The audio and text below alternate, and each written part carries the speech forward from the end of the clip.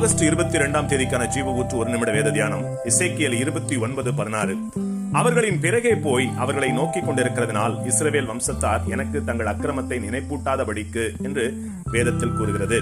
நாம் அவரிடத்தில் நம்மை தாழ்த்துகிற போது மகா இரக்கமுள்ள நம் தேவன் நம்முடைய அக்கிரமங்களை மன்னித்து மறக்கிறார். கர்த்தர் நமக்கு மன்னித்து மறந்த நம்முடைய அக்கிரமங்களை திரும்பவும் நினைவுபடுத்தி நம்மை தண்டிப்பாரா என்று கேட்டால் அதற்கும் வேதத்தின்படி வாய்ப்புண்டு என்பதே என்னுடைய பதிலாக இருக்கிறது.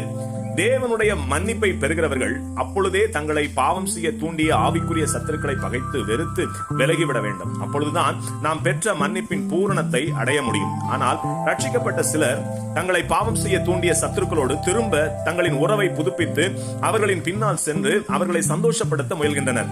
தங்கள் மேல் அன்பு கூர்ந்து தம் ரத்தத்தையே பரிகாரமாக சிந்தி நம்மை மீட்டிருக்கிற தேவாதி தேவனை நோக்கி பாராமல் தங்களை பாவ சேற்றில் விழத்தள்ளி உலகத்தில் சிறுமைப்படுத்தின சத்துருக்களை திரும்பவும் நோக்கி பார்ப்பது எவ்வளவு பெரிய மதிகேடு என்பதை எண்ணி பாருங்கள்.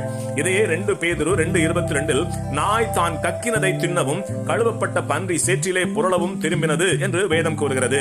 ஆம், எவ்வளவு பெரிய ஸ்லாக்கியத்தை எவ்வளவு எளிதில் விட்டு விடுகிறோம் என்று பாருங்கள்.